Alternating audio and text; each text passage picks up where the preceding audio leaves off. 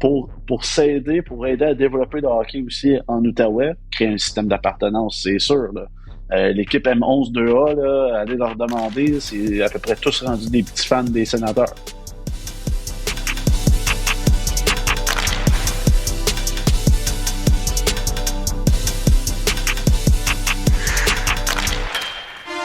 Salut à tous, bienvenue dans Votre Brigade, le seul podcast en français dédié aux sénateurs d'Ottawa. Mon nom est Pascal Villeneuve et je suis en compagnie aujourd'hui de JP Forgue. Salut! Seulement du noyau de la brigade parce qu'on a été deux Healthy Scratch aujourd'hui. Stu Sabourin qui déménage, JP Fortin qui est pris au travail. Donc, comme j'avais dit quand on était juste nos deux Fortins, vous allez être prêts avec nous. Vous allez être prêts avec moi puis Forgue seulement. Et aussi, on a un invité spécial cette semaine. Il est l'analyste des matchs des sénateurs au FM 104.7 Outaouais, journaliste pour TVA Gatineau, membre aussi du local sportif où il vient faire des apparitions également. Il est partout. Yannick Saint-Denis. Messieurs, considérez-vous bienvenus dans la brigade. Merci beaucoup, les gars, de me recevoir. Donc là, je comprends qu'il manque de profondeur dans votre équipe. Ou... Ben non, on a de la belle profondeur, là, c'est ça qu'il faut dire. On a confiance en notre profondeur. On a des call-ups à gauche et à droite. Quand c'est pas fort, c'est Phil, des fois, qui vient. Non, notre club école est fort. Notre club école est très fort. Après 5 ans, là. Un peu de poutine interne avant de commencer. On veut vous rappeler que vous pouvez nous suivre sur X, Instagram, TikTok et YouTube à la Brigade Pod. Tous les liens vont être évidemment dans la description de l'épisode. Et on vous invite à consulter le labrigadepodcast.ca pour avoir accès à tous nos épisodes depuis le début. Puis si vous aimez ce qu'on fait, si on vous divertit, si on vous informe, on vous fait rire ou de quelque façon, puis vous avez envie de redonner, gênez-vous pas au labrigadepodcast.ca/merci pour nous faire une passe sur la palette.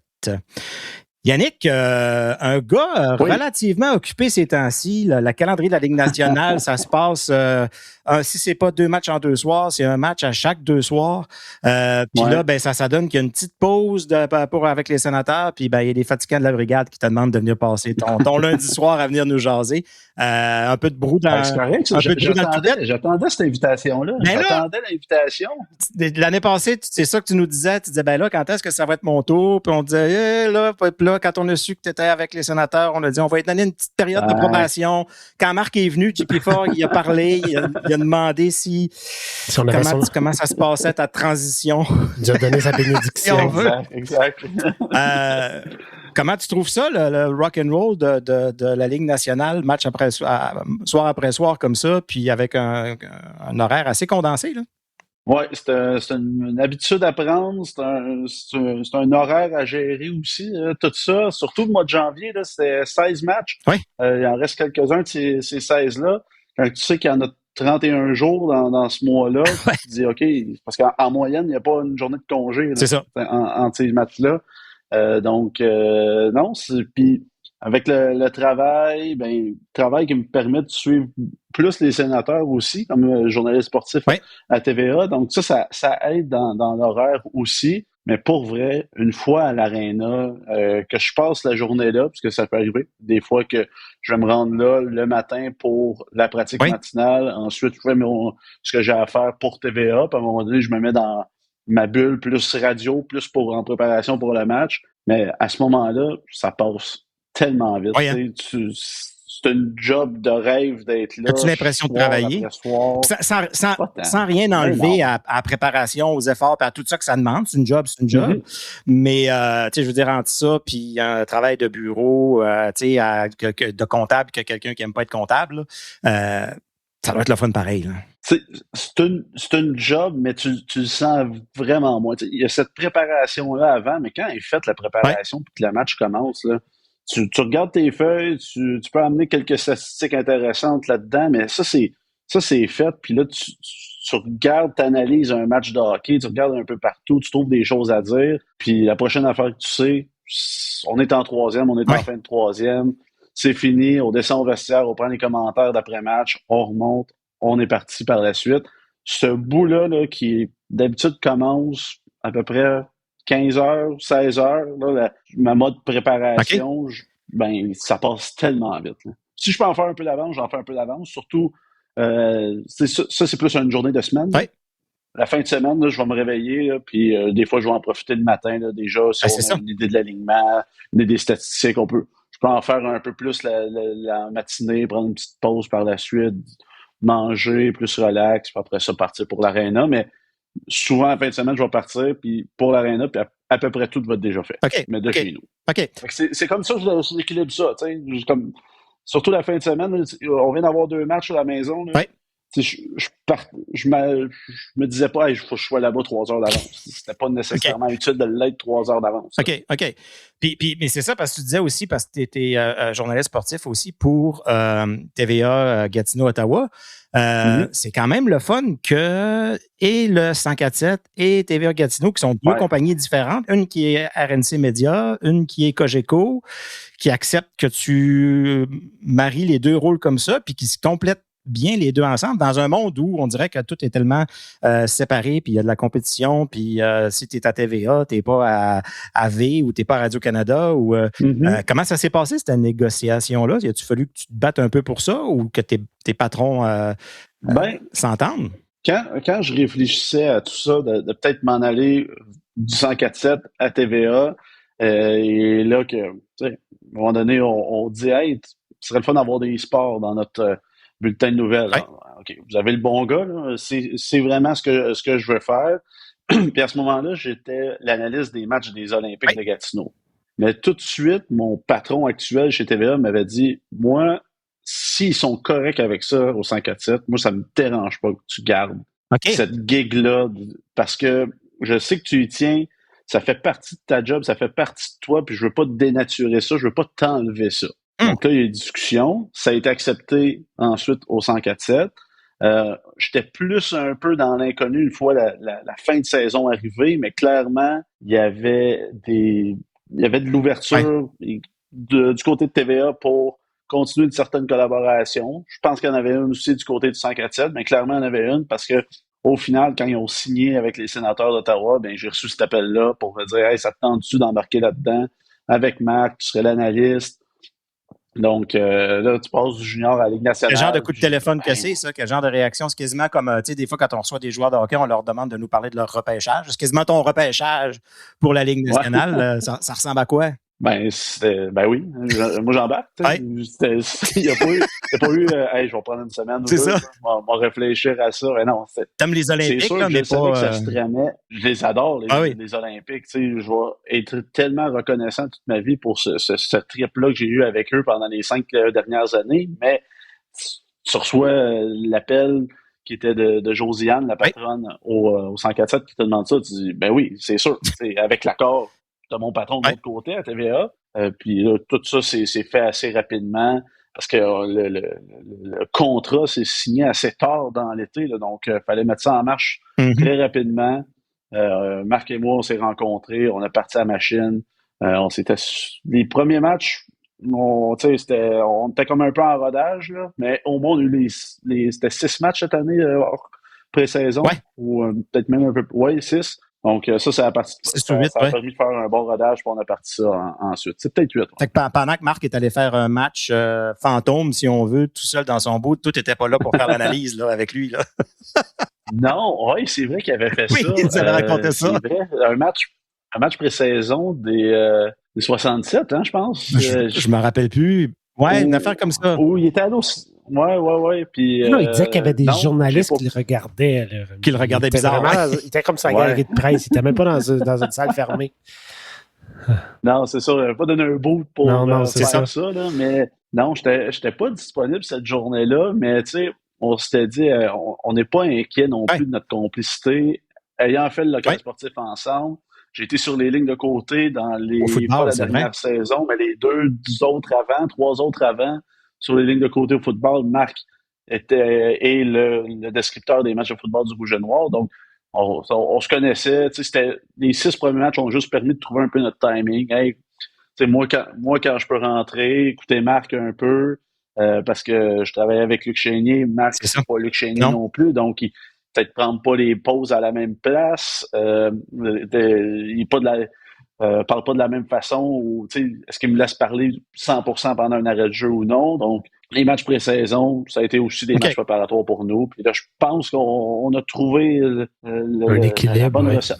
Puis, passer, parce que tu as fait ça pendant quoi, 5 ans, analyste des Olympiques à peu près? Ouais. Fait que passer du junior majeur à la Ligue nationale, c'est du hockey. C'est t'analyses qu'est-ce qui se passe en avant de toi. C'est la même préparation. Où est-ce qu'est la plus grosse différence pour toi? Est-ce que c'est peut-être un peu moins de proximité dans la Ligue nationale que tu avais dans la Ligue junior majeure du Québec, maritime du Québec? C'est souvent ça que je dis. Quand je pense à la GMQ, je me dis, c'est le côté qui me manque peut-être, ça. D'être tellement proche c'est pour faire attention de ne pas être trop proche, là, se garder un certain recul, mais d'avoir ce petit inside-là de plus qui peut tellement t'aider. Tu sais, on faisait une entrevue avec l'entraîneur avant chaque match. Tu le sais, Philippe le fait aussi. Puis tu rentres dans le bureau du coach, tu fais une entrevue de 4-5 minutes, mais tu continues de jaser avec par la suite. Les joueurs, tu vas en pratique, tu leur parles. Dans la Ligue nationale, tu peux leur parler aussi. Tu sais, il y a cette proximité-là aussi que tu peux créer, mais j'étais tellement en apprentissage. Tu sais, je commence à le faire. Une pratique, là, aller parler à certains gars, commencer un peu à apprendre à les connaître, qui apprennent à me connaître aussi, qui comprennent qui je suis dans l'équation. Également. Pas nécessairement avoir un micro, là, juste aller parler. Ça se fait dans la Ligue nationale plus qu'on pense, plus que je pensais même. Ça m'a étonné, mais tu sais, t'as pas cette proximité-là avec les autres. Le coach. Tu ne parleras pas à Travis Green aux 2 minutes. Que ce soit Travis Green, exactement. Donc, le DG aussi, tu sais, on n'a pas cette proximité-là de. Tu peux l'accrocher dans un corridor si tu le croises, là, mais tu le croises bien moins que les joueurs, bien évidemment. Puis, comment ça s'est passé un peu ton introduction, ton arrivée à apprendre à connaître un peu toute cette organisation-là des sénateurs? Parce que, sans te cacher, tu as été pas mal plus grandi comme un partisan des Canadiens, intéressé aux Canadiens, intéressé aux sénateurs tranquillement parce que, bon, ils sont dans la région, tu es journaliste sportif, tu apprends à les connaître, tu apprends à les voir un peu, mais à rentrer de façon un peu plus intime dans l'organisation, parler. Écoute, tu connaissais déjà probablement très bien Sylvain Saint-Laurent, tu sais, avec qui peut-être tu as plus de contacts aujourd'hui. Mais cette espèce d'accueil-là dans la famille des sénateurs, comment ça s'est passé?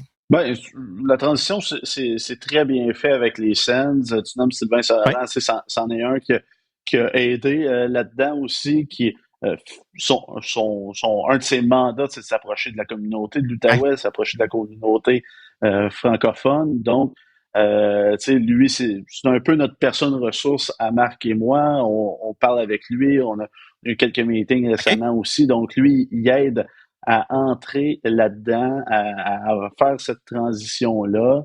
Tu sais, pour ce qui est des joueurs, je les suivais en étant dans la région. Et là, tu apprends aussi à plus les connaître, à connaître leurs tendances aussi, à savoir, OK, tel joueur est peut-être plus à l'aise avec telle ou telle question aussi, parce que tu ne connais pas dans ce sens-là. Puis je suis tellement encore dans l'observation. Tu sais, des fois, évidemment, un scrum, là, on met notre micro autour d'un joueur, mais tu peux aussi aller parler à un joueur pendant ce temps-là, mais il y a des fois, je me perds un peu.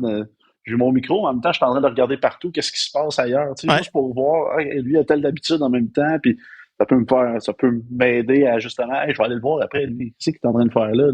Tu sais, l'autre fois, après le match, Artem Zoub, lors du match contre les Canadiens, c'était un samedi, donc le lendemain, il s'en allait à Détroit. Zoub, en arrière, à un moment donné, t'entends du tape.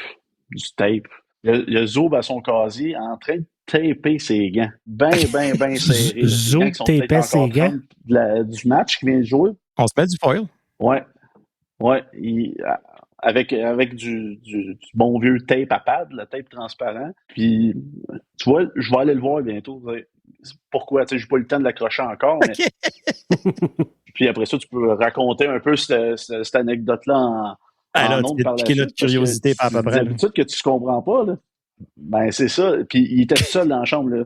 Puis ça, je me suis rendu compte de ça, mettons, à Artem Zoub, lorsqu'il y a deux matchs en 2 jours, puis un voyagement, c'est le dernier qui met sa poche sur le rack à poche. Tout le temps. OK. Parce qu'il prend son temps de bien placer ses affaires, il semble prendre son temps, bien mettre ses gants dans une petite boule pour garder une certaine forme, j'imagine, là. Donc, c'est comme plein de petites choses comme ça qu'on peut voir, mais tu sais, c'est fascinant. Tu es dans la Ligue nationale, tu vois ça, puis c'est le fun. Puis fait que la transition n'a pas été nécessairement si tough que ça, parce que c'est une équipe quand même qui veut pas. Je me suis mis à suivre par la bande, de par la rivalité aussi avec le club que je suivais plus, qui était le Canadien. Donc, puis étant au 104-7, mais des fois, tu sais, on allait parler des Sénateurs. Fait, c'est une équipe qui est quand même, je suivais de par la bande, même dans les dernières années, surtout en étant dans la région. OK. Fait que là, j'imagine que oui, tu connaissais un peu les joueurs, tu connaissais un peu l'organisation puis tout ça, mais où est-ce qu'on est à peu près dans l'année maintenant de suivre des joueurs comme ça au jour le jour? Est-ce qu'il y en a qui ont été des surprises pour toi, que tu avais entendu parler, que je te parlais les mardis une fois de temps en temps, puis je te disais, hey, lui, check les dons, check Hallyday, il n'est pas pire là, à Belleville, puis là, aujourd'hui, il est bon. Mais il y a des joueurs qui t'ont comme un peu surpris ou que tu penses qu'ils sont peut-être sous-estimés, ne serait-ce que par leur performance ou leur personnalité? Oui,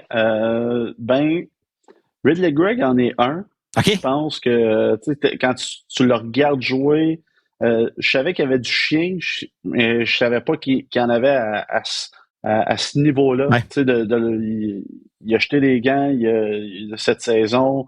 Il a donné des gros coups d'épaule dans le dernier match. Ça en est un.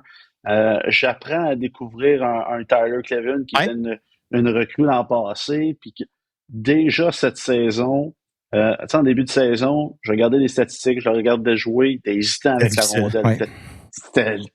C'était long avant de prendre une décision, surtout dans son territoire. Il était rapidement dans le top de la ligue pour les revirements en zone défensive. Puis pour un gars qui joue pas des 25 minutes comme Sanderson, pour un gars qui en jouait 15 à 17, mais tu vois cette progression-là, puis là, il me surprend avec ce qu'il peut amener. Un Spence qu'on connaissait pas aussi, qui fait une très bonne paire avec, puis lui, il peut plus sortir de l'alignement. C'est terminé. La rotation du 7e défenseur, c'est le 3 puis le 33. C'est ça, exact. On rotate les trois. That's it. Matin Palo, Jensen, je pense que ça va être ça jusqu'à la fin de la saison. Qui d'autre? Claude Giroux. Ben, c'est ça, parce que nous, ce qu'on entend, c'est qu'il n'est pas facile d'approche, mais peut-être par le monde de l'organisation, plus proche, c'est peut-être différent. Il n'est pas facile d'approche. Je sais que c'est pas ses affaires préférées, les médias, puis on se le fait dire, puis on le sait. Okay. Si tu veux l'accrocher, non, c'est vrai. Ah oui? Puis, si tu veux l'accrocher dans le vestiaire, tu sais, c'en a un qui va sortir assez vite de la pratique. Puis si tu veux l'accrocher dans le vestiaire, fais ça vite, mais les fois que j'y ai parlé, j'ai pas senti qu'il voulait s'en aller absolument. Okay. Et puis, il est capable d'être drôle, capable d'être payé sans rire aussi. Il te lâche une petite ligne, un petit sourire, puis il est très drôle, mais aussi sur la patinoire, tout ce qu'il apporte sur la patinoire pour le voir match après match, ce gars-là, ça a été souvent dans mes notes un des meilleurs joueurs qu'on avait vu sur la patinoire dans un match encore cette année. Oui. Puis, tu sais, le match contre Boston à Boston où les Bruins ont décidé en deuxième période qui arrachaient à peu près chaque bande, à Boston, à Ottawa, peu importe, qui finissait chaque mise en échec qu'il avait à finir. Puis, Giroux qui décide, lui, là, ça va faire, les 2 fois le défenseur en arrière du but. Il a pris les choses en main, puis il continue de le faire encore à cet âge-là. Tu vois que ce gars-là a encore du gros fun à jouer, mais encore une mission en arrière de la tête parce qu'il n'a pas eu ce gros trophée-là encore. 100%. Intéressant. Y a-tu des joueurs que tu pensais que c'était des bons joueurs ou tu sais que tu disais, ben oui, finalement, les suivants plus, ils t'ont déçu ou tu trouves que sont peut-être un peu plus paresseux que tu aurais pensé? Ou... Veux-tu me mettre dans M, là? Ou qui devraient en donner plus là, au jour le jour? Je pense qu'un Fabian Zetterlund, il faut qu'il soit dans cette discussion-là. Il a eu sa chance dans les derniers matchs. Et au moment où on se parle, il a joué le dernier match sur le 4e trio. Il a marqué un but un peu chanceux, mais ça reste qu'il a marqué puis il a très bien joué. Il a répondu au fait qu'il y a 4 matchs, il était sur le premier trio. Il y a 2 matchs, il était sur le 3e trio. Puis le dernier match, il était sur le 4e trio. Mais c'est un gars qu'on se dit, hey, c'est quand que ça va prendre? C'est quand que qu'il va avoir cette constance-là dans son jeu, parce que c'est vrai qu'en début de saison, ça faisait juste pas rentrer, mais c'est un gars qui était capable d'attaquer le filet. Puis là, dans les derniers matchs, on l'a moins vu, donc pénalisé en étant sur un 4e trio, mais répondu. Pour lui, j'ai hâte de voir de la constance dans son jeu. Il va falloir qu'il montre quelque chose parce que il a coûté un certain prix. Puis évidemment que lui, c'en est un on se disait l'an passé, ben, il va venir boucher ce trou-là, peut-être qu'il manque un peu sur le top 6 de la formation. Être lié à cet outil-là qu'on pense qu'il peut finir pour cet outil-là. Tu sais, là. Mais ça serait quoi pour toi une saison réussie? Combien de buts tu lui donnerais? Un 25, mettons? À 25 buts, on dirait. Il a marqué son 12e. Ouais. Il a marqué son 12e. Ça faisait un bon moment qu'il n'avait pas marqué. 10 derniers matchs, c'était un but, une passe seulement. S'il est capable d'aller... Cette saison, là, on vient de passer le cap des 50 matchs. S'il est capable d'aller chercher le 20 buts, il va avoir eu un bon début, une bonne fin de saison. Il va avoir au moins aidé l'équipe à se donner une certaine chance, je pense. Puis c'est un gars que je pense qui est capable d'aller chercher ça, là, ce 40 à 50 points. Là. Je pense qu'il est là. S'il donne plus, tant mieux, mais je pense que présentement, c'est un gars qui est capable d'aller chercher ce 40 à 50 points-là, mais il ne montre pas qu'il est capable de façon régulière, d'avoir cette coche de plus. Ouais, exact. 44 points, 36 points avec les Sharks par le passé. C'est ça. C'est à peu près ça qu'ils sont allés chercher, une vingtaine de buts, 22, 24. C'est qui avait dit dans ses bold predictions? C'était Stu. C'était Stu, ouais, il avait pris 40 buts pour Zetterlund. Ah ouais? Ben, je pense qu'il y a comme ce petit talent-là en arrière de lui. Je sais pas si c'est une question de confiance, mais il l'a, ça. Il pourrait en avoir 4, 5, 6, 7 buts de plus. Là, parce que les fois qu'il est rentré au filet en début de saison, que ça ne rentrait pas, tout ça, il pourrait l'avoir, ce petit twist-là de plus dans son jeu. C'est peut-être une question de confiance dans son cas. Puis si je vais du côté rapidement de tu sais, les entrevues d'après-match, tu vas là, tu as la chance de poser des questions dans les points de presse à Travis Green, qui est un personnage en soi, qui donne pas beaucoup, qui s'attend à ce que s'il n'y a pas de question dans ta question, comme certains journalistes font, tu vas te le faire dire, puis tu vas te le... Ça change-tu un peu ta façon de dire, OK, là, faut que je sois tête, là, faut que mes parents... Est-ce que ça change un peu ta façon de te préparer? Puis, sous question, pendant le match, à quel moment où est-ce que ça vient tes questions? Parce que tu arrives dans un scrum, tu vas avoir toujours, je pense que c'est Gord qui pose toujours la première question. Je pense que c'est un respect du diffuseur anglophone officiel. C'est lui qui gère la machine en arrière. OK. Ça, on en plus, lui, il y a une console dans la salle de presse et il la gère. Il décide bien quand il ouvre le micro et qu'il pose la question. Non, c'est un très bon gars, Gord. Puis souvent la question, qu'est-ce que tu as pensé du match? Après ça, on peut développer un peu plus. J'y vais selon les tendances. Là. Moi, souvent, j'ai mon calepin de notes. Puis c'est à peu près une page par période là, que je remplis, que je me note des petites choses, des petites tendances. Donc, c'est ce qui peut revenir dans les questions. Des tendanses des derniers matchs aussi. Récemment, il y a eu 3. Ils se sont fait remonter 3 fois. Mais tu te dis, il doit y avoir quelque chose qui explique peut-être ça.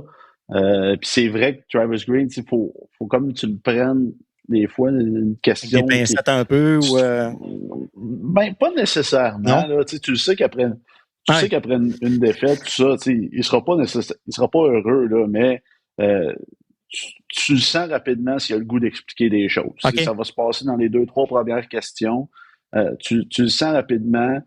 C'est sûr que là, je ne vais pas être celui qui va poser des questions sur le désavantage numérique dans les prochains matchs parce que tu n'auras pas nécessairement...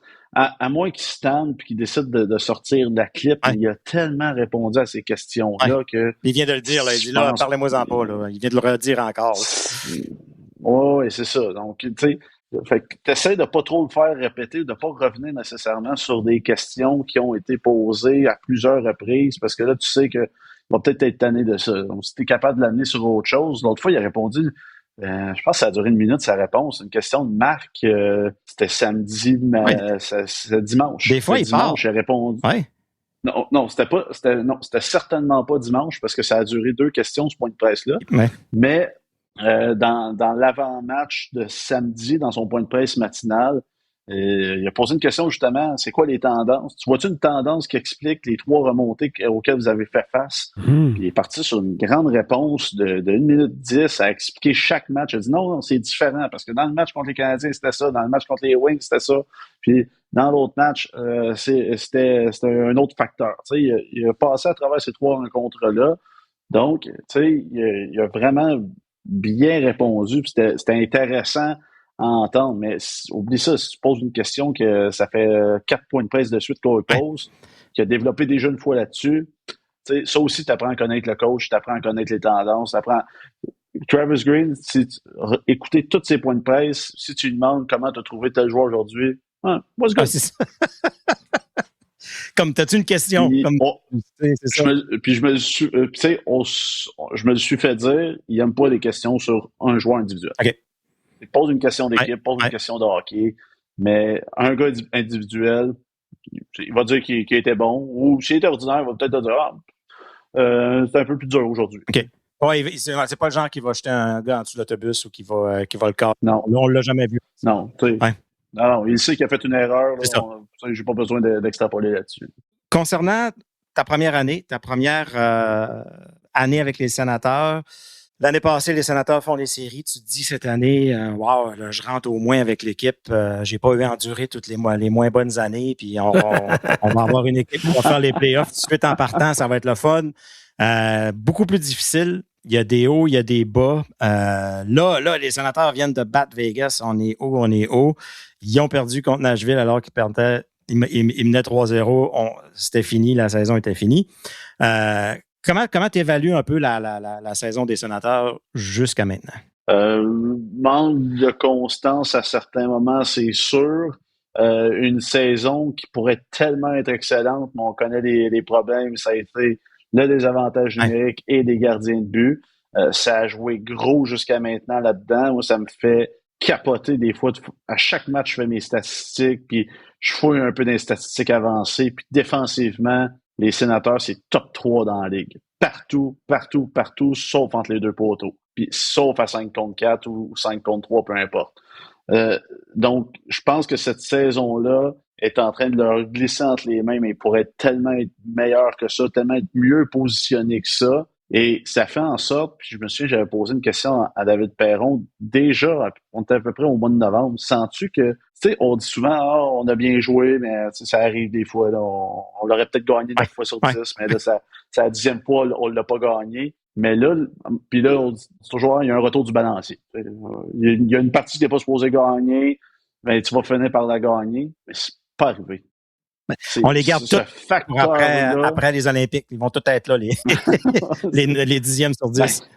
On le souhaite parce que ce facteur-là d'équilibre, on se dit, et ceux que je suis supposé gagner, je ne les ai pas gagnés, mais je vais gagner ce que je ne suis pas supposé gagner.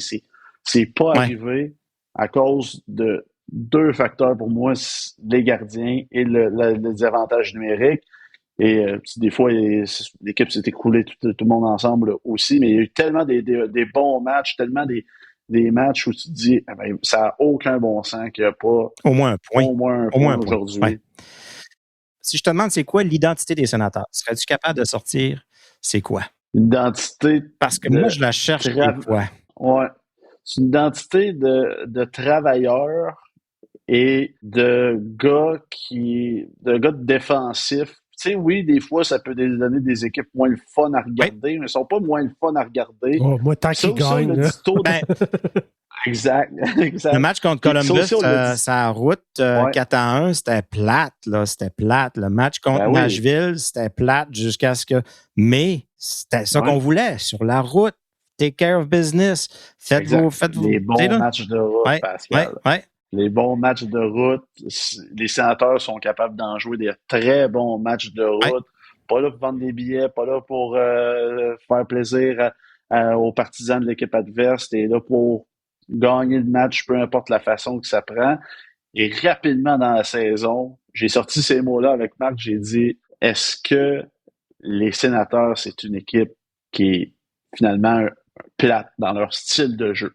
Pas une équipe poche à regarder, là, mais dans le style de jeu, c'est un style qui doit être plate, là, de fermer le centre, contre-attaquer quand ils peuvent. Et parce que, surtout au mois de novembre, là, les matchs, c'était à peu près 20 tirs contre 19. Oui. Tout le mois de novembre.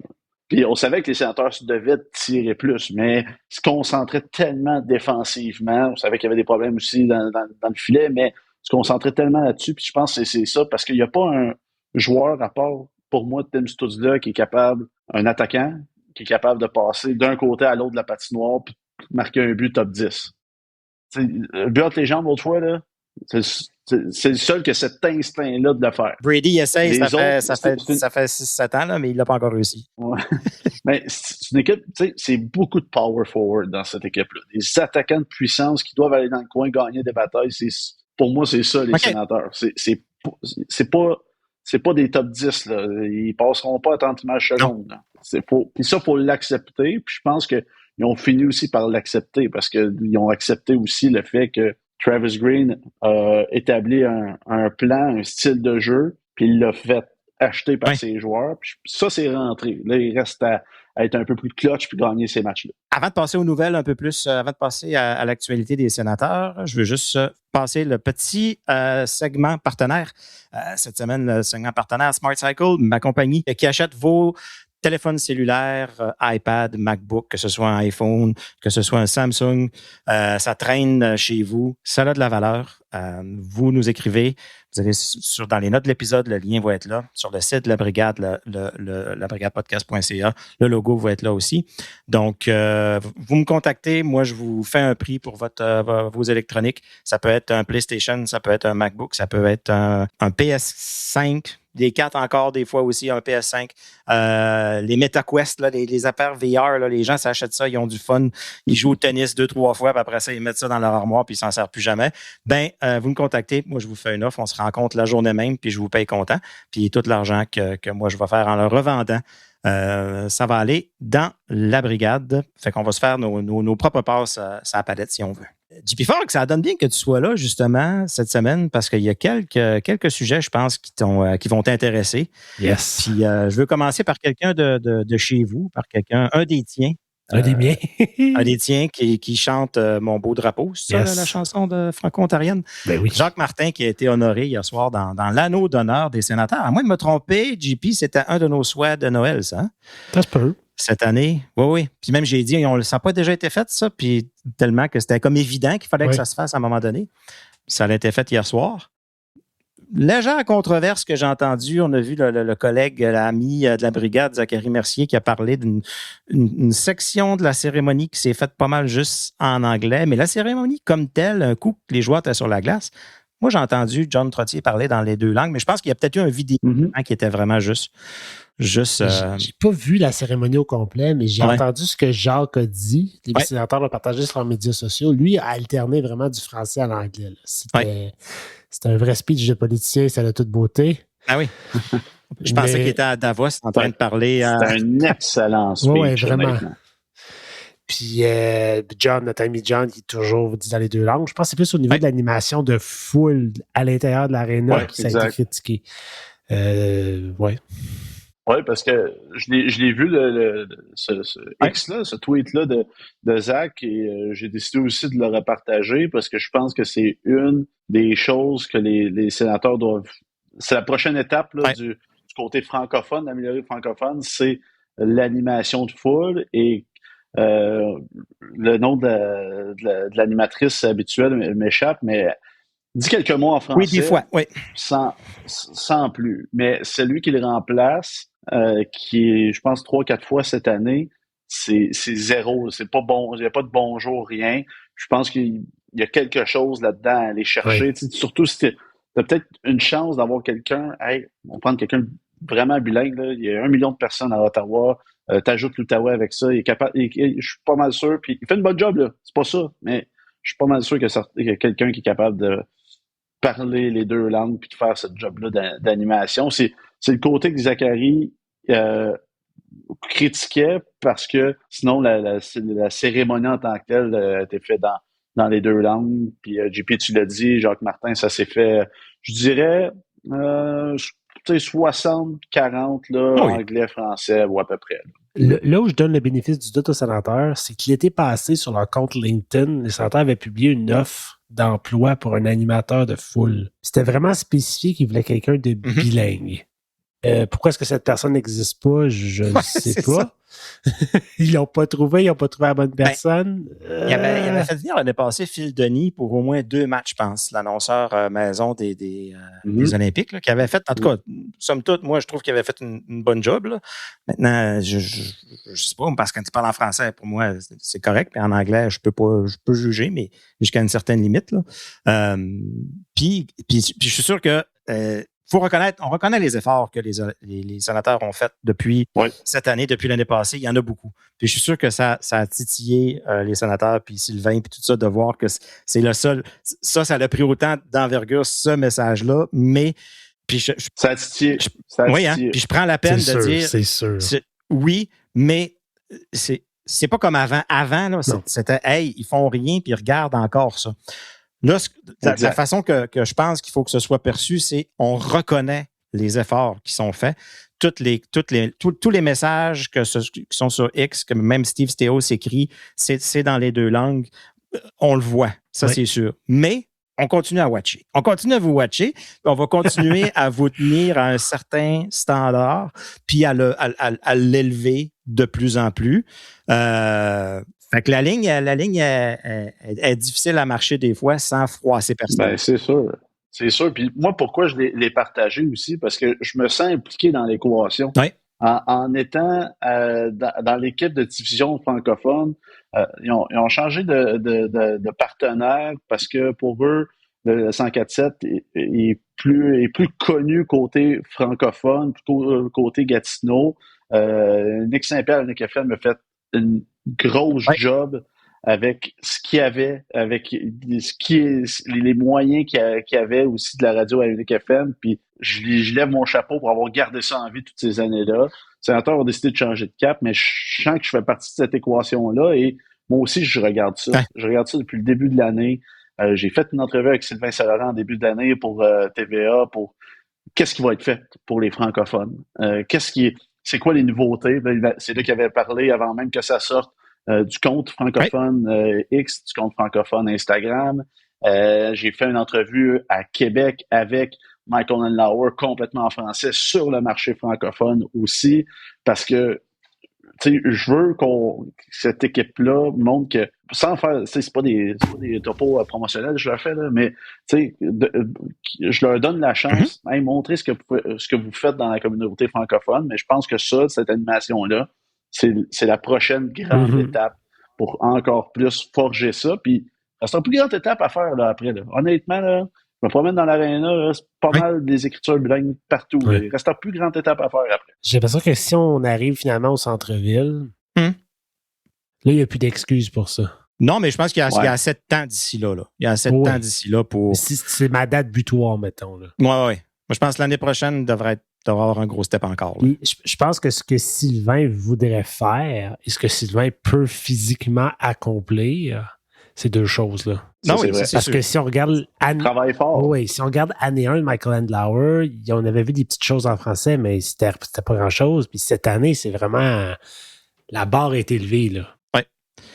Oui. Si ce rythme-là, l'année prochaine, il pourrait nous impressionner encore plus. Là. Puis on en voit, là, ça nous amène sur les prochains sujets. On en voit. Quand il est venu nous voir au début de cette année, il nous avait parlé qu'il avait décidé il avait approché une équipe, je pense que c'était M11.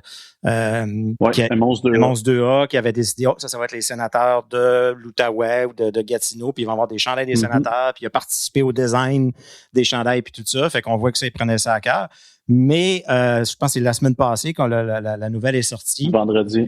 Que c'est je pense que tu as été un des premiers, Yannick, à en parler, à le sortir sur X, comme quoi les sénateurs faisaient un pas encore de plus Et je vais te laisser raconter un peu, ça implique quoi, Yannick? Mais on va voir les chandails des Sénateurs beaucoup plus qu'avant en Outaouais et à la grandeur du Québec. Oui, les équipes de M13 jusqu'à M17, 3A, puis il y a du 3A élite là-dedans, là, aussi de l'Outaouais qui était connu sous le nom d'Intrépide, vont maintenant, à partir de la saison prochaine, être les Sénateurs de l'Outaouais. On s'est fait dire que ça fait 10-15 ans qu'on travaille sur un genre d'entente comme ça pour mettre les couleurs des Sénateurs en Outaouais. C'est des questions de contrôle. L'Intrépide est là-dedans aussi. Il y a des choses que peut-être tu peux pas briser nécessairement, mais là, il y avait une opportunité. Francis Wattier qui rentre dans l'équation aussi. C'est lui qui va prendre en charge ces équipes-là pour le sport d'études avec son académie aussi. Parenthèse sur Francis Wattier, il a joué avec Nolan Baumgartner à Iowa, je pense, et ce sont deux bons amis. Il m'a dit, tu sais, j'ai déjà un contact avec eux autres, puis moi, je veux que les entraîneurs viennent donner des cliniques aux entraîneurs, mais qui viennent nous aider aussi des fois sur la patinoire, des joueurs de temps en temps qui vont être là. Puis ça, c'est tout dans l'entente aussi. Là. On verra comment ça va se dessiner dès la saison prochaine, là, mais d'avoir cette proximité-là entre ces équipes-là et les Sénateurs d'Ottawa pour s'aider, pour aider à développer le hockey aussi en Outaouais, créer un système d'appartenance, c'est sûr. Là. L'équipe M11-2A, là, allez leur demander, c'est à peu près tous rendus des petits fans des Sénateurs. C'est vrai? Parce qu'ils ils portent le logo. Ils portent le logo. Puis ils trouvent ça cool là, que Studina, puis Ballerson, puis Ketchuk portent le même logo qu'eux. Là. Donc, ça, c'est oui, il y a du marketing en arrière de ça, mais ça peut aussi aider. Puis sur les réseaux francophones de l'équipe, s'il y a des bons coups, gagner un tournoi, tout ça, ça va être souligné aussi. Avez-vous vu la vidéo de présentation des joueurs de cette équipe-là? Oui. Je pense d'ailleurs que c'est John Trottier qui parle, qui dit les noms des joueurs. Ouais. C'est quand même vraiment cool pour un enfant de cet âge-là. Moi, à cet âge-là, j'aurais capoté bien raide là, si j'avais eu ça.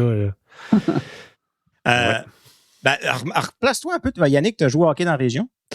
Pas ici. J'ai joué à Soulanges. On salue les gens de la région de Soulanges. C'est dans quel coin, ça? Ça fait 7 ans, 8 ans. Moi, j'étais à Coteau-du-Lac, entre Vaudreuil et... c'est vrai? OK. Je pensais que tu étais originaire de l'Outaouais. OK. Ah non, je t'apprends ça. Je pensais que je connaissais plus que ça. Il n'y a personne qui vient de l'Outaouais. T'es un gars de Sherbrooke, toi. C'était un gars de Sherbrooke, je pense. Exactement, ouais. Ouais. Tu l'as déstabilisé, les quoi. Non, c'est ça, parce que là, j'étais comme là, je sais pas s'il faut que je dise Saguenay ou Saguenay-Lac-Saint-Jean. Là, je voulais dire Saguenay, puis là, j'ai eu Fortin qui me parlait dans l'oreille, qui disait hey, dis pas Saguenay. Mais parce que moi, ma question, dans le fond, c'est je me mets à la place de des gens parce qu'on a dit on a tellement perdu de jeunes en Outaouais, puis de gens qui ont grandi fans des Canadiens parce que, bon, les parents prenaient pour les Canadiens, puis les Sénateurs étaient l'autre bord de la rivière, loin. À quel point est-ce que, c'est ça, quelqu'un qui a grandi fan du Canadien, mais s'il se replace, là, petit gars, petit cul, qui joue 3A dans le Pee-Wee, si ça fait une différence, si ça vient le chercher plus que, comme je dis, l'équipe là-bas qui ne me parle pas vraiment jamais. À Soulanges, là, on avait les couleurs des Thrashers d'Atlanta. Okay. Puis juste pour ça, je regardais qui jouait pour les Thrashers. C'est vrai? C'est bon. Tu sais, juste pour ça. On avait exactement le même chandail, un logo différent. Et juste pour ça, je me disais, hey, c'est le fun, ils ont les mêmes chandails que nous. Donc, on dirait que je m'intéressais un petit peu à eux par la bande parce que c'était le chandail que je portais pour jouer au hockey. Puis même les chandails du MAG, je crois, ont été payés par les Sénateurs. J'imagine qu'il y a un petit logo il y a une entente avec le MAG aussi. À quelque part aussi caché là-dedans. Pendant la présentation aussi des joueurs, parce qu'ils disaient les petits jeunes là, qui vont jouer 3A, là, les joueurs ont un message pour vous. Puis on a vu Dylan Cousin parler en français. JP Falk, t'es allé à la pêche, t'es allé aux sources. Oui, moi j'ai investigué auprès de Sylvain. C'est ça. Es-tu capable de donner 15 minutes en français, Dylan Cousin? Il me semblerait que non.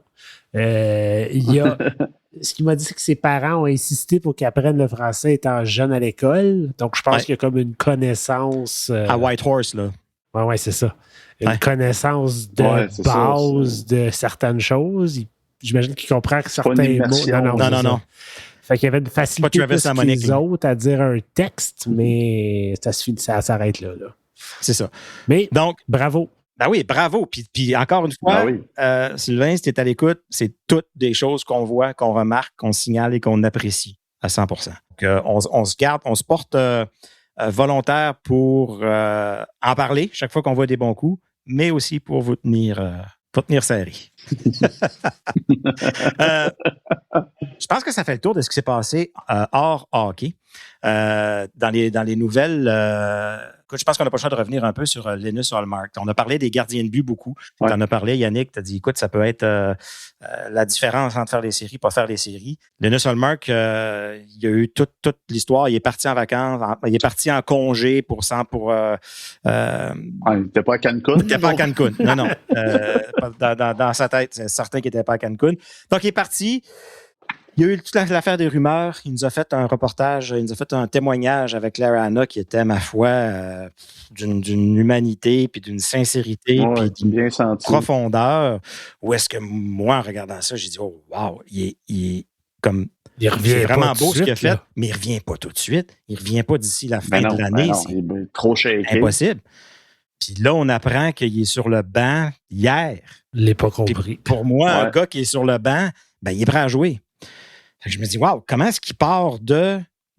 Il nous raconte que voilà 2 semaines après une pratique, je pense que c'était avec Justin Peters sur la glace, il s'est assis devant lui, il l'a regardé, puis il a dit, je suis fier de toi. Puis je veux pas que ça sonne comme si je ris de ça, je ris pas de ça du tout. Je réalise l'ampleur de comment profond dans ses malaises il était, tu sais. Puis c'était comme sa réalisation des deux dernières semaines, là, c'était son accomplissement. Là, il a de l'air de bonne humeur. Puis il est prêt à jouer dans son sport au niveau le plus élevé de compétition et de stress et d'adrénaline. Wow! Qu'est-ce qui s'est passé entre les deux? J'en reviens pas. Je suis un peu flabbergasté, je ne sais pas quoi en penser. Ben, le hockey, l'aréna, c'est peut-être son échappatoire aussi. Peut-être. C'est peut-être là, il s'est peut-être rendu compte que hey, je suis bien là. Le fait qu'ils soient revenus avec les gars, parce que l'entrevue a été faite samedi, je pense, passé. Ouais, samedi ou dimanche. Puis là, c'était sa première pratique avec les joueurs. C'était le morning skate avant le match contre les Canadiens. Donc, il s'est peut-être rendu... il a peut-être dans cette semaine-là beaucoup cheminé en se disant « Hey, je suis bien dans ce chambre-là, je suis bien dans cette équipe-là, je suis bien dans un aréna. » Puis c'est peut-être ça qui a fait accélérer les choses. Je réagis pareil. Là. Fait, OK, ce gars-là, il n'est pas prêt. Il va prendre au moins la pause du match des Olympiques, puis il va revenir après, mais il n'est pas prêt. Mais moi, c'est ma théorie. Okay. J'ai pas parlé c'est ma théorie présentement. Et on verra contre le Colorado s'il sera là, d'office. Pour avoir eu des collègues, je trouve que en général, il y en a quand même beaucoup de gens dans nos entourages qui doivent s'absenter du travail pour des raisons de maladie puis de santé, puis c'est plate, puis je 100% derrière ce monde-là, puis prenez le temps que vous avez besoin. C'est juste, j'ai vu des gens partir en congé des mois et des mois et des mois, essayer de revenir. Puis là, on parle pas d'un job où t'as 20 000 personnes qui te crient après là, pour que tu fasses un... Non, on parle d'un job où tu tapes sur un clavier et t'envoies des emails. Tu reviens progressivement. Mais quand même, tu reviens progressivement. Puis des fois, c'est quand même trop. Tu réalises, tu retombes, tu rechutes, tu repars en congé. Ça peut être difficile quand c'est dans ta tête, là. Mais moi non plus, je la comprends pas qu'est-ce qu'il faisait au bout du banc. On n'a même pas eu le temps de faire d'épisode depuis que son entrevue avec Terrana est sorti, là. Ah, je pense que oui. Puis le matin, c'était pas sûr encore, là. Le matin, lorsque Travis Green s'est adressé, ben c'était pas le matin, c'était à 14h40 exactement. Travis Green devant la presse, c'est là que ça a duré 2 questions. J'ai eu changement à l'alignement. Il y a eu une question sur le changement à la défensive. Après ça, tout le monde avait déjà fait le tour parce qu'on l'avait vu il y a à peu près 12 heures de toute façon. Donc, il s'est en allé, mais il n'y a jamais été mention de Linus Ullmark qui pourrait peut-être être là pour le match. Mais ce qu'on s'est fait dire, c'est que ça a comme été fait. On s'est assuré que oui, ça allait se faire avant de l'annoncer au grand public qu'il allait être au bout du banc. Donc, c'était peut-être même pas sûr encore à 15h qu'il allait être là. L'entrevue est sortie le 20. On enregistre, on est le 26. Ça fait 6 jours. Parce que là, l'alternative en ce moment qu'on avait, que les sénateurs avaient depuis longtemps, puis qui n'avaient pas essayé, c'était Sogard, qui a été correct hier contre Vegas, que les sénateurs sont sortis tout feu tout flamme. Ce match-là faisait aucun sens. Aucun sens. Là, personne n'a compris. C'était probablement un trap game, si on veut, pour Vegas, là, qui, tu sais, là, deuxième match en 2 soirs, peut-être la fin d'un voyage. Là, les sénateurs vont pas bien ce temps-ci. Peut-être. Mais oui, tu sais, souvent, à chaque fois qu'on en parlait des autres années au local sportif, on disait, j'ai jamais vu un gardien aussi grand paraître si petit dans son filet. Puis hier, ça donnait pas cette impression-là. Il avait de l'air Hier, il était gros. De la posture d'un grand et gros gardien. Puis ça a commencé sur un tir de punition contre William Nylander. Tu te dis, oh my God, en dedans d'1 minute et demie, comment mettre un gardien en confiance? Son premier tir, c'est un tir de punition. C'est Mitch Marner. Excuse-moi, c'est qui j'avais dit?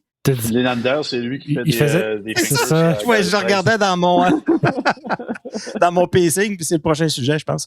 Mais ça, Sogard, il a dit, après le match, il a dit, j'ai tellement aimé ça de commencer le match à main. Comme ça, là. J'ai un des meilleurs gars dans la Ligue nationale qui arrive devant moi tout seul. Puis je résiste. Il n'y a pas eu de tir. Non. Mais c'est parce qu'il l'a tellement bien suivi que le tir n'est jamais venu. Puis il a été excellent pour moi, Sogard, dans la première période. Il a fait des gros arrêts. Il y a eu quelques surnombres. C'était pas excellent en défensive là, en première. Là. Puis après ça s'est resserré devant lui. Puis ça a été le 5 contre 3 écoulé. Puis les 2 buts rapides. Après ça a explosé. Mais il a été clé en première période pour garder ce match-là très serré. Fait que là, j'imagine que on va rouler à 3 gardiens pendant une certaine période de temps pour les sénateurs. Reimer est encore dans l'organisation. Tu peux pas le descendre vraiment. Sogard, par contre, à moins de me tromper, je ne sais pas s'il faut qu'il passe par le ballottage, mais... Je ne l'ai pas devant moi, je ne l'ai pas par cœur. Ouais. Mais tu sais, il reste puis ça dépend peut-être du rappel aussi, peu importe. Là. Mais tu sais, il reste quoi? Je pense qu'il reste 5 matchs avant la pause aussi des Olympiques. Là. Au pire, 3 gardiens d'ici là, c'est pas si pire non plus. Là. Puis Merrill doit se prendre des minutes lui en bas de toute façon. Merrill je pense qu'il y a 2 victoires depuis qu'il est arrivé. Une victoire par blanchissage hier, 1-0, 40 tirs. Donc, tu sais, là, c'est parfait. Va-t'en en bas là, fais-toi une confiance. Soit dans un environnement où ça va bien, où tu reçois beaucoup de tirs, où tu es capable de te sentir... des fois, c'est juste une question de confiance, les gardiens. Même, c'est quasiment toujours juste une question de confiance. Mm-hmm. Leur technique va être influencée par leur confiance. Ils connaissent la technique, ils le savent, mais ils vont être un demi-pouce, 1 pouce de plus sorti juste parce qu'ils ont confiance, puis ça va leur donner peut-être l'arrêt de plus qu'ils ont besoin.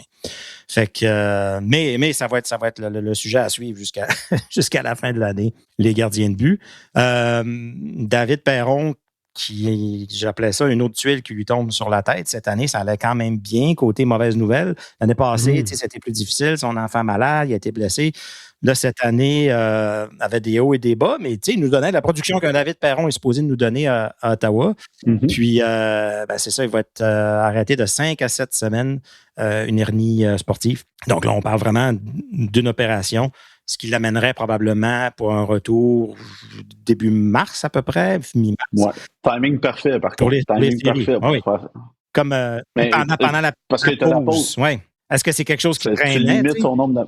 Oui, ils l'ont dit, c'est quelque chose qui traînait depuis quelques temps, mais je trouve que le timing est bon. Là, peut-être que ça l'affectait un peu plus là. Il a consulté un médecin, parfait, on va t'opérer, mais son nombre de matchs ratés va être limité à cause de la pause de 3 semaines. Fait que pour moi, c'est un très bon timing pour l'opération tout de suite. Le malheur des uns fait le bonheur des autres. Dans le fond, Steven Halliday qui, lui, a fait a monté, descendu. C'est la 3e fois qu'il est rappelé. Puis à chaque fois, puis c'est ce que je parlais au local sportif, je pense, il y a 2 ans, quand il est arrivé à Belleville, tout de suite, il avait bien performé. Puis plus ça allait, mieux il performait. L'année d'après, c'est un gars qui s'améliore de façon constante depuis qu'il est arrivé, depuis qu'il est parti du collège. Puis c'était la même chose cette année dans ces 3 rappels. À chaque fois, on le voit prendre une coche, on le voit, c'est un gars de 6 pieds 4. On le voit utiliser son corps de plus en plus confiant. Au début, on le voyait, cherchait toujours de plus la passe, cherchait toujours quelqu'un à qui passer. Tranquillement, commence à prendre de plus en plus de tirs. Puis là, hier, c'est 2 buts, une passe contre Vegas en 7 minutes de temps de jeu. Comme le nombre de points versus le nombre de minutes jouées, c'est quand même assez respectable. Donc, c'est quand même une belle surprise. Puis, c'est à se demander, est-ce que... Bon, peut-être pas tout de suite, mais d'ici la fin de l'année prochaine, c'est peut-être le top 6 que les Sénateurs recherchent depuis longtemps. Si on se fie sur cette trajectoire, on peut peut-être penser que oui. Si on se fie que c'est un gars qui a été repêché, il n'a pas été repêché dans son année de repêchage, il a été repêché en 4e ronde à sa 2e année d'éligibilité. Fait que tu sais, c'est loin là, dans la profondeur des Sénateurs. Je pense qu'il y a du bon à venir avec Stéphane Hardy. Je ne sais pas si c'est un top 6 l'an prochain. Ça serait tôt pour une équipe qui veut faire les séries, mais clairement, c'est un bon gars de profondeur qu'on découvre. Puis, il fit parfaitement sur ce trio-là pour remplacer David Perron, parce qu'en plus, il joue de l'avantage numérique sur la deuxième vague. Donc, on remplace 1 pour 1 avec David Perron. Tu ne défais pas l'échiquier non plus. Puis, il a joué tout un match. Il y a eu une bonne fin de semaine en général. Puis, malheureusement, on va peut-être en savoir plus demain sur son état de santé. Il a fait une imitation de Max Pacioretty, Zdeno Chara contre ce qu'on appelle ça en français. Là, il appelle ça les stanchions en anglais, l'espèce de baie vitrée qui courbe vers le banc. Oui, Pacioretty ne courbait pas encore. Oui, c'est ça. Maintenant, elle courbe. Fait il n'est pas sorti en civière, mettons. Il a réussi à se relever, c'est peut-être pour ça. Oui, mais il était chancelant. Ah oui, non, il y avait les jambes à Bambi un peu, là. Mais est-ce que c'est parce qu'on a vu, c'est l'impact, oui, mais c'est après, quand il est tombé sur le sol, des fois, c'est là que la tête cogne encore. En tout cas, on va espérer qu'il va s'en ressortir assez rapidement. Mais une belle histoire. Puis je pense qu'il n'y a plus de raison qu'il retourne à Belleville là, d'ici un bon moment. Qui vous rappelez? Mettons, là, il est blessé. Vous rappelez qui? Écoute, le 1... Ce sera pas McDermott, non. Là. Non. Ce sera pas McDermott. McDermott est le 13e attaquant de cette équipe-là, peu importe qui est là. Ce sera pas Kaliev. Ils veulent là, ça fait longtemps qu'il a joué. Pas rappeler Kaliev. Ouais. En avant, c'est une bonne question. Tyler Boucher. Non, peut-être Bourgault. Bourgault, c'est lui qui est venu. Moi, je l'avais vraiment aimé à Toronto. C'en est un autre, ça, qui a progressé depuis qu'il est arrivé avec les Sénateurs. Sa saison l'an passé, c'était plus difficile. Puis depuis la fin de l'année, depuis le début de cette année, il y a vraiment une belle progression. Puis quand tu regardes la feuille de pointage à Belleville, tu as Kaliev qui est toujours là. Puis t'as Bourgault pas loin derrière qui noircit assez souvent. C'est mince, ses amis. Mais c'est mince. On n'a pas tout le choix, là. Marc et moi, on adore ce qu'on avait vu en début de saison. On s'étonne qu'on ne l'a pas revu encore, là, Aiden Hutchinson. Oui. Pour ce qu'il apporte sur la patinoire, son côté physique. Oui. Mais je trouve que c'est un peu un Nick Cousins. Je ne sais pas si on les veut les deux en même temps dans l'alignement ou les deux, c'est la même ligne. Mais là, c'est sûr que Star Ledé est blessé. On verra, on ne sait même pas encore. Mais ça prendrait peut-être un gars plus offensif. Bourgault peut être une option.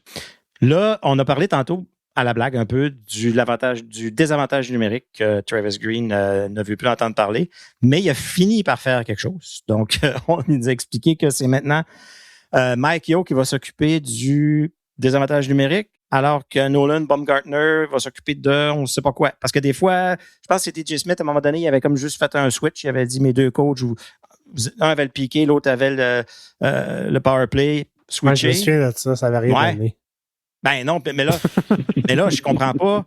Puis tu sais, vite comme ça, les 2 derniers matchs, ça, si tu regardes le désavantage numérique, ça a quand même bien été. Là. C'est pas ça qui a été le problème. Je pense pas que peux-tu voir des résultats aussi vite que ça, alors qu'il nous dit que c'est vraiment une pratique. Ah oui, puis que c'est pas comme si que Michael avait jamais donné son opinion ou avait jamais. Je pense qu'il y a quand même une coopération qui se fait. Tout le monde a son mot à dire. Tout le monde a son mot à dire, mais Mike Yeo, c'est la voix principale. Bon, mais je ne sais pas à quel point que c'est justement pour faire taire tout le monde, dire je vais m'acheter un mois, parlez-moi pas du désavantage numérique. J'ai échangé le gars, il travaille là-dessus, on s'en reparle plus tard. Mais en tout cas, à suivre.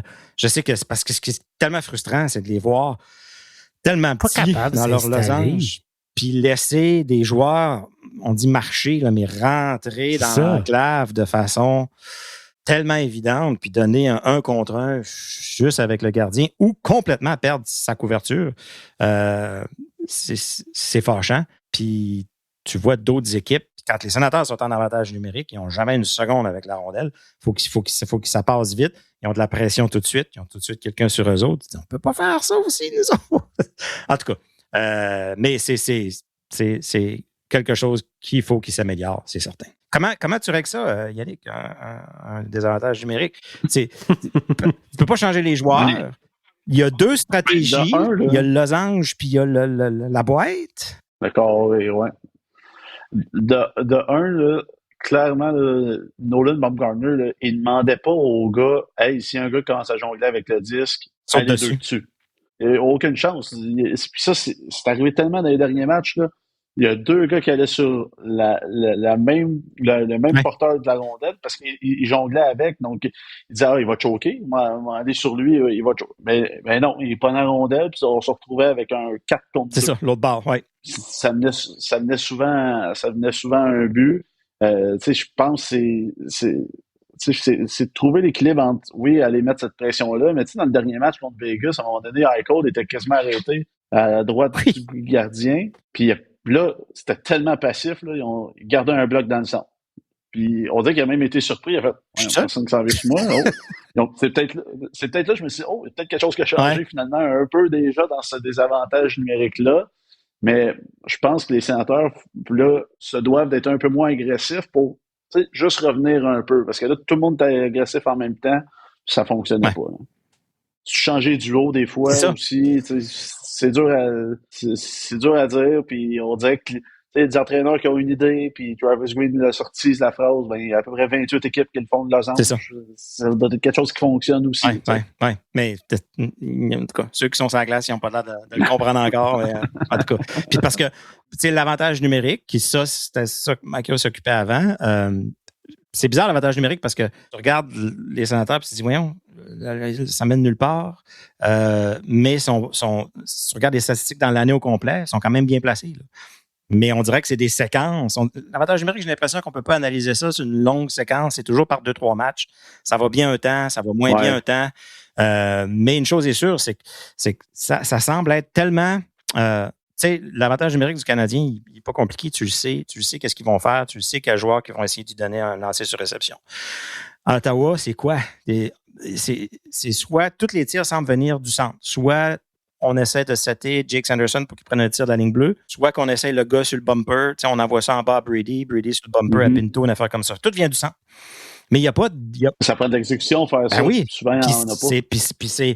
Écoute, il y a un gars qui a son bâton juste à la bonne place, question de millimètres, là, puis le gars, il faut qu'il pogne la passe one-timer puis qu'il la mette à la bonne place. C'est tough. Mais il n'y a pas de menace sur les ailes, il n'y a pas de menace sur des tirs sur réception. Même, tu sais, Tim jamais joue de son côté, fait qu'il n'est pas du côté souvent pour prendre un tir sur réception. De l'autre côté, je me semble que Fabian Zetterlund, justement, serait le genre de gars que tu pourrais dire, hey, un peu comme Josh Norris dans le temps, on te place, on te set up un one-timer, tout le monde le sait qu'elle va aller là, mais c'est pas grave, tu vas prendre ton tir pareil, tu vas scorer pareil. Je ne vois pas cette... Fait que, pour les équipes qui part, c'est pas super compliqué à déjouer, mais en tout cas, j'aimerais ça voir au moins un gars que c'est ce gars-là. Ils ont tué ce gars-là qui a ce one-timer-là. Des fois que ça a marché. C'est pour ça que je dis que c'est une équipe de plus de travailleurs. Ouais. C'est une équipe plus de travailleurs. Donc là, tu vas setter le tir sur réception de la ligne bleue pour aller travailler devant le filet. Devant le filet. Mais faut qu'il y ait cette pression-là aussi devant le filet. Les 10-15 premiers matchs, je pense que Ottawa était top 3 dans la Ligue en avantage numérique, mais c'était pas un avantage numérique top 3. C'est souvent breakout, on revient, on marque, ça donne qu'on est 5 contre 4. C'était pas des jeux dessinés, c'était pas des jeux construits. Là, on l'a un peu plus vu, mais c'est une équipe de travailleurs que tout le monde a du talent, ils sont dans la Ligue nationale, on s'entend là-dessus, là, mais il manque de peut-être ces joueurs-là qui sont capables de faire ces jeux-là que tu parles, cette exécution-là qui est rapide. Tu as parlé des Canadiens, on sait ce qu'ils font. Puis quand la passe rapide, là, bleue, ligne rouge des buts, puis en avant, là, quand ça se met à rouler, ça roule. Puis on le sait, Puis, et on sait que Caulfield est à gauche. Ça faut ouvrir la boîte. À la place de Ovechkin. Puis on sait que on sait que la POC va aller là, on sait qu'il va prendre son tir, puis on sait qu'il y a des bonnes chances qu'elle va rentrer. Tout le monde le sait, mais ça marche pareil. Petit dig de Spezza. Ovechkin, ça marche. Stamkos, ça marche. C'est ça. Petit dig de Spezza. À Hitler sur un genou. Bang! On est loin, là. Ah ouais, on est loin. Sais-tu? Ouais. Il manque ces joueurs-là peut-être plus créatifs. Ouais. Ben, Kaliev, ça en serait un. Tous là, on est un. Ouais. Mais il va... Qu'est-ce qu'ils veulent faire avec lui présentement? C'est ça l'affaire. Ouais. Ben, en tout cas, il mérite le rappel. Là. C'est pas comme s'il mérite rien. Là. Mais je pense qu'on dit qu'il n'est pas assez rapide. Il y a des histoires. Je pense qu'on dit que dans sa zone, c'est pas facile, puis qu'il y a une investigation de la Ligue en ce moment, puis qu'ils ne toucheront pas tant qu'il va y avoir une investigation. C'est ce qu'on entend. Mais oui, il brûle. Assez de bisbille au travers de l'équipe. Pas besoin de ça. On l'éloigne. Exact, à 100%. 100%. Écoute, c'est certain que ça va être les premières questions qu'il va avoir autour de lui. D'ailleurs, j'ai hâte de voir James Reimer au match de la Fierté à Ottawa, qui est au mois de mars, me semble, si ça ne va pas réallumer une espèce de controverse. 100%. Lui qui avait refusé de porter le chandail dans le temps. J'ai hâte de voir. Ou s'ils vont comme juste pas l'avoir dans l'environnement, pas prendre de chance. On va laisser ça gérer. Le laisser de côté. C'est ça. Pas besoin d'en parler. Sinon, l'horaire, ça se passe mercredi contre Colorado. Je vais être là. Je vais t'envoyer des tatas, Yannick, parce que je ne serai pas sur la galerie de presse. Je vais être dans les estrades avec Phil. On se demandait, qu'est-ce qu'on fait? On va-tu voir des matchs? Là? Il y a des gros clubs qui viennent. Puis là, on a dit, je sais pas. Ben non, regarde. Vous avez choisi Colorado? Ah oui. Soit que les sénateurs nous surprennent, sortent un gros match, puis gagnent. Ça va être le fun. Ou soit que, on va voir Colorado. Soit qu'on va voir qu'une bonne équipe sur place en personne. Machine d'or. Ah oui, les attentes sont élevées, là. Ben, gars. Mais là, dans les derniers matchs, ça a sûrement changé, mais là, il était 4-4-2 dans les 10 derniers. C'est ça. Non, c'est ça. Avec 4 de leurs 6 défaites, t'as dans les 10 derniers matchs. Puis les sénateurs, on les a plantés 8-2. On est chez eux. Ils sont pas bons. Non. Peut-être voir un Stoudzla Gérard, round 2. Oh, peut-être. Après ça, les Devils samedi, les Pingouins mardi. Qui aurait cru que les Pingouins seraient encore là cette année? Personne. Qu'est-ce qui se passe? Ouais. Impressionnant. Sidney a décidé que tout le monde se mettait en saute pour jouer au hockey, puis tout le monde était sérieux. Puis même Carlson, il a dit, produit. Il a peut-être dit aux gars, si on n'est pas là, les gars, après la pause olympique, moi, je suis parti. Peut-être. Vous organiserez avec vos troupes. Puis après ça nous amène, là, je pense qu'il reste 1 ou 2 matchs après ça avant la pause. Donc, on va avoir le temps de se reparler la semaine prochaine. Côté charge, JP Forg, avais-tu un petit inside à nous dire? Côté de la charge, il reste un match avant la pause olympique, donc contre Seattle, et la charge est présentement au 6e rang, donc la dernière position qui donne une place aux séries éliminatoires. J'ai écouté une partie du match contre la Victoire cette semaine. Pas convaincu. Non? La Victoire était partout. Ottawa résistait. Je sais pas. Y a-tu beaucoup de joueuses olympiennes? Oui, quand même. Brianne Jenner, Emily Clark, Jocelyn Larocque pour l'équipe Canada. La gardienne Gwyneth Phillips et Rory Gilday, la défenseuse, qui vont être pour les États-Unis. La Finlande, la défenseuse, dont j'oublie toujours le nom, Léo 88. Exact, pour la Finlande. Il y en a une deuxième aussi. Okay. Et la République tchèque aussi, là, on a quelques joueuses qui vont jouer sous Carla McLeod d'ailleurs. C'est vrai. De ce côté-là, ça va bien. Côté, c'est ça, côté charge. Hey, je pense que ça fait le tour de ce qu'on avait à jaser à soir. Yannick Saint-Denis, merci beaucoup de ta présence. Merci de l'invitation. Merci de nous avoir consacré une de tes soirées de repos. Donc, j'imagine que tu te prépares un petit break là, pendant les Olympiques. C'est-tu là que tu en profites pour décrocher? Oui, je parlais de Cancun tantôt, c'est pas mal là je m'en vais. Ah, OK. Là pour vrai. Tu verras pas les Nesselmark là-bas. Là. Non.